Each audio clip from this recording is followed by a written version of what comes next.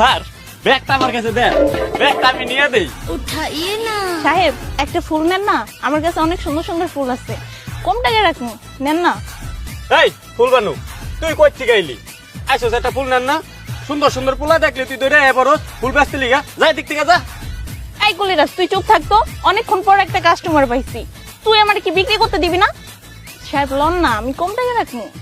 EC রে, এই তোরা কি পাইছস? তোরা কি ট্রেনে যাত্রীদের একটু শান্তি মতো আসতে দিবি না? আমি মাত্র ট্রেন থেকে নামলাম আর তুই আসছিস সাহেব ব্যাগটা দেন না, তুই আসছিস সাহেব ফুল নেন না। এই তোমার ব্যাগ দে, তোর ব্যাগ নেওয়া লাগবে না।